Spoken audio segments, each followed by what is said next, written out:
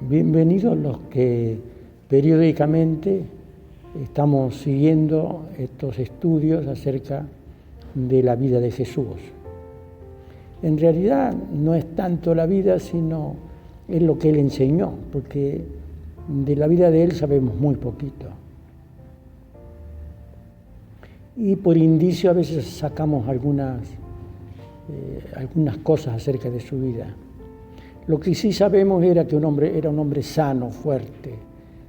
Se la pasaba caminando continuamente de pueblito en pueblito, predicando que la gente se arrepienta y vuelva a Dios, porque Dios, el reino de los cielos ya estaba en medio de ellos. Dios había cambiado de estrategia en el trato con los hombres, porque Dios a través de la historia siempre ha tenido un pueblo que lo ha representado. El último pueblo que lo representó fue el pueblo hebreo. Y después ahora es la iglesia, que cambió de estrategia, y la iglesia es un pueblo que está formado de toda raza, lengua y nación. Jesús fue extraordinario en sus planes. No es una raza determinada, la raza semita en un lugar determinado, sino que es en toda la tierra. La iglesia de Jesucristo está desparramada, de hecho, que la mitad de la tierra, la mitad tiene la religión cristiana. Y de hecho que vivimos en la era cristiana, Así que fíjense la importancia que tiene Jesús. El otro día habíamos visto que él había llegado caminando hasta Cesarea de Filipo, que está al norte del país, en la región donde estaba gobernando uno de los tres hijos de Herodes, que se llamaba Felipe. Herodes el bueno. Felipe era diferente que los otros hermanos. El peor de todos fue Arquelao, que fue destituido del reino por el emperador romano y puesto en su lugar un gobernador. El otro día habíamos visto que Jesús enseñó una cosa importante y habíamos llegado a la conclusión de que cuando Jesús enseñó, porque le preguntó a Jesús a los discípulos, ¿quién dicen ustedes que soy? Después de haber tenido una conversación más larga. Y Pedro saltó y dijo, tú eres el Mesías, el Hijo del Dios viviente. Y entonces Jesús le dijo, bienaventurado Simón, hijo de Juan, porque estas cosas no te lo ha revelado ningún hombre, sino que te lo ha revelado mi Padre que está en los cielos. Y después tuvieron una conversación ahí de que teóricamente como que Jesús le delegó a Pedro, dice, tú eres Pedro, o sea, él era Simón. Jesús le puso por sobrenombre Piedra o Pedro. Y dijo, de aquí en adelante tú eres el fundamento de la iglesia, una cosa así. Sobre ti edificaré mi iglesia.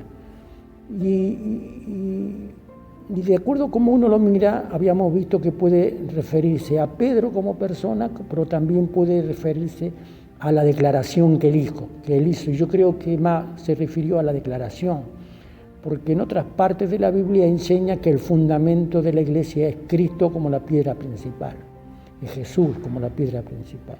Y arriba de él están construidos los apóstoles, y arriba de los apóstoles todos nosotros. Ahora fíjense cómo lo que sucede con la enseñanza de hoy. A ese mismo Pedro que dijo que sobre ti fundaré mi iglesia, o sobre esta declaración que tú hiciste, lo trata de Satanás. No puede fundamentar la iglesia sobre una persona que después es tratado como si fuera el diablo mismo. Fíjense, ahí en Cesarea de Filipo, dice, a partir de entonces Jesús comenzó a explicar a sus discípulos que él tendría que ir a Jerusalén. Esto que nos relata que ya está en el último año. Bien, de ahí después él les enseñó que él tendría que ir a Jerusalén. Y que los ancianos, los jefes de los sacerdotes y los maestros de la ley, lo harían sufrir mucho. ¿Quiénes eran los ancianos, los sacerdotes y los maestros de la ley? Era el Sanedrín. Era la Cámara de Representantes, lo que nosotros hoy le llamamos Cámara de Senadores y Cámara de Diputados. Esos formaban el Sanedrín, la Cámara de Representantes, que ellos le llamaban ancianos. Ancianos es como si fuera un jefe. Le llamaban maestros de la ley, era como si fueran abogados. Y el apóstol San Pablo pertenecía a ese cuerpo legal, legislativo, y por eso es que nosotros sabemos que el apóstol San Pablo era casado, porque para pertenecer a ese cuerpo legislativo tenía que estar la persona casada. Aparte que los judíos, nosotros sabemos en esa época, todos se casaban jovencitos, los varones a los 18 años, las mujeres a los 12, 13 años. Así que ahí cuando pasaban la pubertad, ahí nomás, eran casamientos concertados. O sea que el apóstol después, cuando él enseña en todas las iglesias que fundó, nunca nombra a su esposa. Así que son dos cosas. O Pablo era viudo o era separado, porque nunca nombra, y él andaba, muchas mujeres lo seguían y lo criticaban porque muchas mujeres lo seguían. Y entonces él dice, ustedes me critican a mí porque yo tengo muchas mujeres que me siguen en la predicación del reino de Dios y no se fijan en Pedro, que anda con la esposa. O sea que Pedro, cuando Jesús lo llamó, era un hombre casado.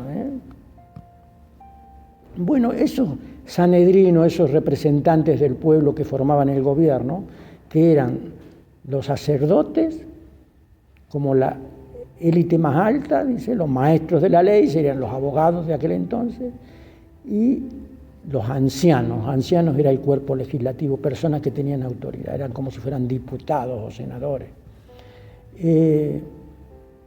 Y entonces dice, les dijo que lo iban a matar. Esa gente, Jesús le dice a sus discípulos, los está preparando, y dice, necesito ir a Jerusalén.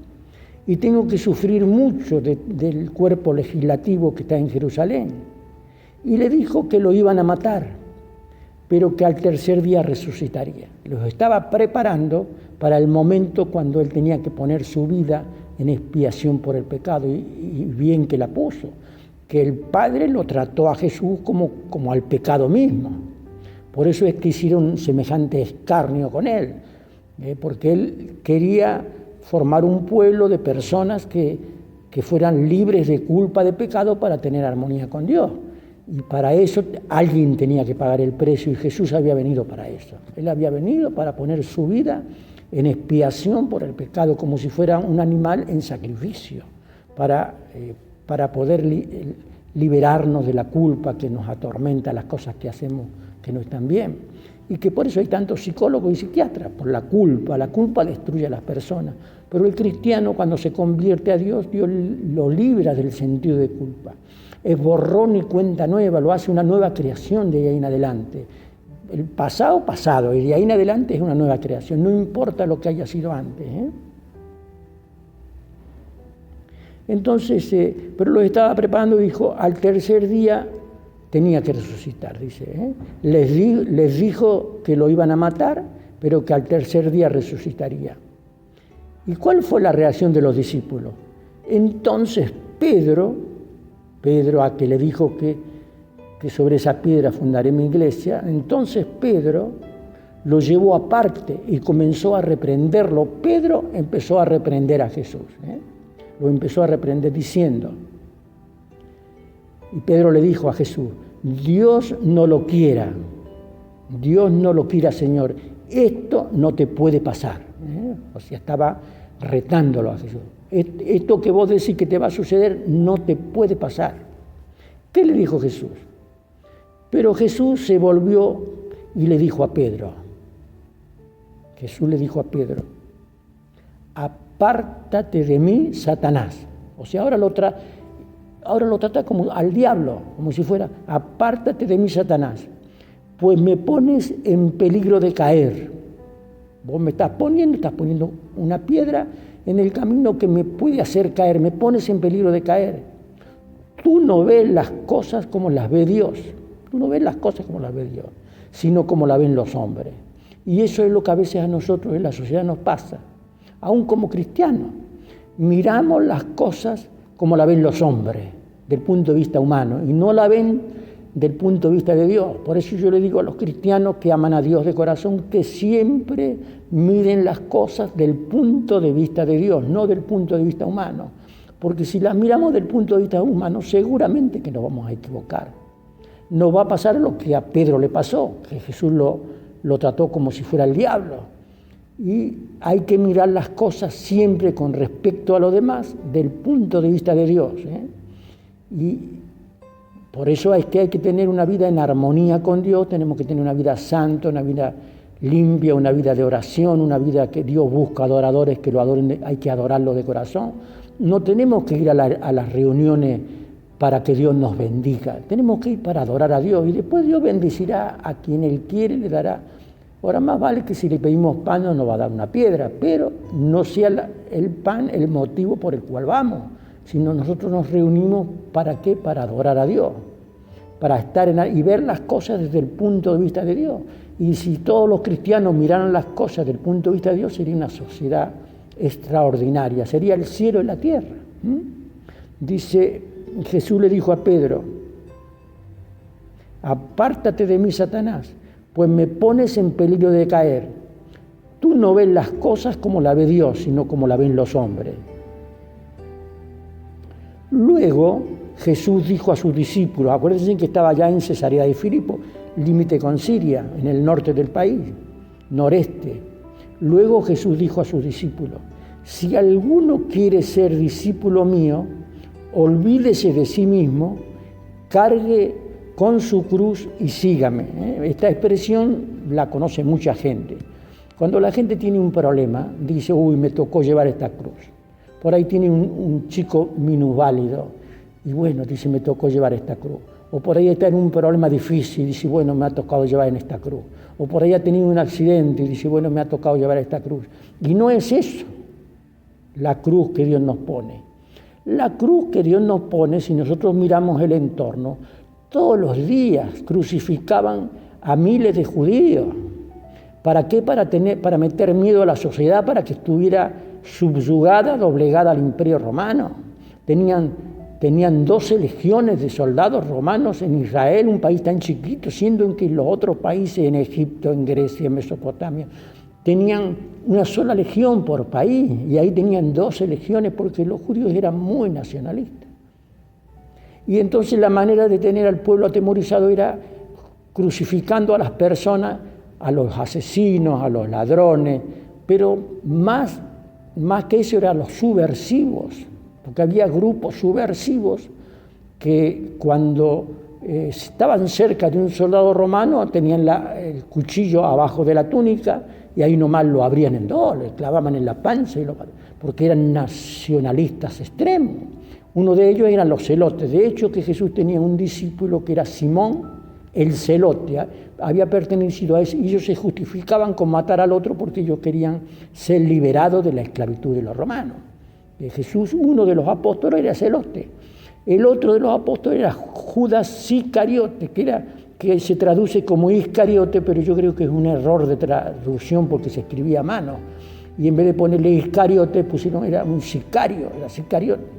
O sea que por lo menos sabemos que tenía 2 discípulos que eran sicarios, eran personas de los celotes, que eran esos que llevaban el cuchillo abajo del poncho y cuando se descuidaba un soldado romano, ahí nomás lo abría en dos. Y llevar la cruz significa estar dispuesto a ser crucificado por causa de Cristo, a morir por causa. Eso es llevar la cruz de Cristo. No tener una enfermedad o tener una adversidad en la vida, sino estar dispuesto a morir por causa de Cristo. De hecho, hay miles de cristianos hoy día que están dispuestos a morir por causa de Cristo.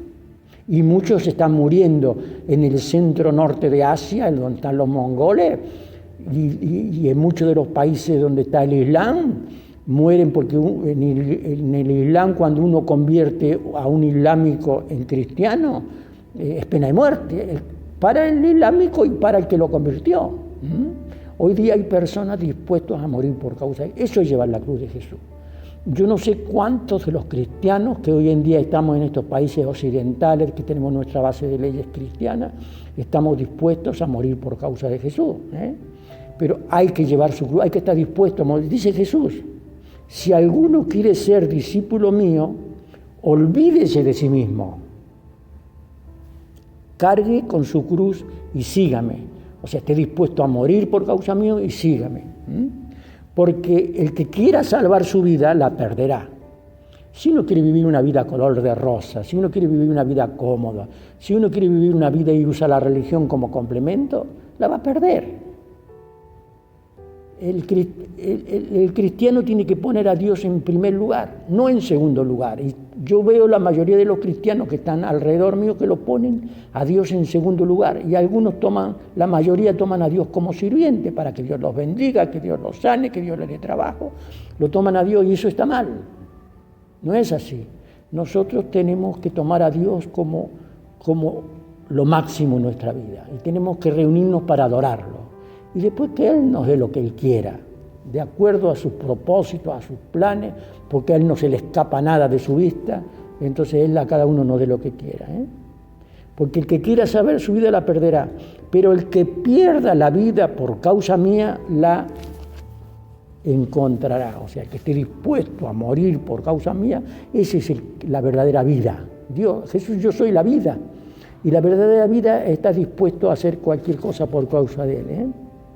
Y después dice Jesús, aclarando esto, dice, ¿de qué le sirve al hombre ganar el mundo entero si pierde la vida? ¿Se dan cuenta? ¿De qué le sirve a uno ganar todo y uno pierde la vida, pierde la relación con Dios? Cuando uno muere va a la eternidad separado de Dios, va al infierno, que el infierno es estar por toda la eternidad separada de Dios. Y empieza acá el infierno, empieza acá la tierra. Cuando uno acá está separado de Dios, ya está en el infierno. Dice, ¿de qué le sirve al hombre ganar el mundo entero si pierde la vida? ¿O cuánto podrá pagar el hombre por su vida? ¿Cuánto podrá pagar?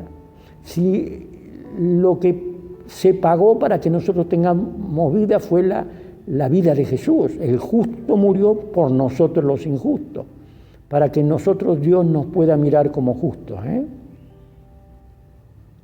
Porque el Hijo del Hombre, refiriéndose a Él, en este Evangelio a Jesús se lo conoce como el Hijo del Hombre, porque el Hijo del Hombre va a venir con la gloria de su Padre y con sus ángeles, y entonces recompensará a cada uno conforme a lo que haya hecho. O sea que vamos a recibir premio por lo que hacemos para Dios, pero no trabajemos por el premio, trabajemos por el amor, por lo que Dios es. Y después, pero vamos a recibir premio porque Dios no es deudor de nadie. Él va a dar a cada uno por la eternidad de acuerdo a como cada uno ha trabajado aquí en esta vida para Él. Vamos a recibir premio. Acá lo dice. Porque el Hijo del Hombre va a venir con la gloria de su Padre y con sus ángeles. Dice, y entonces recompensará. ¿Qué quiere decir eso? Pagará a cada uno conforme a lo que haya hecho. O sea que en última instancia vamos a ser juzgados por las obras que hacemos para Dios. No para ganarnos el cielo, sino como después de haberlo ganado, porque nos ganamos el cielo por los méritos de Cristo, de Jesús. Pero lo que hagamos para Él en esta vida vamos a recibir recompensa. Espero que ninguno de nosotros trabajemos por la recompensa, sino porque amamos a Dios de todo corazón. Que Dios los bendiga y los acompañe y analicen estos pensamientos y bueno, cada uno del punto de vista que está, que lo interprete.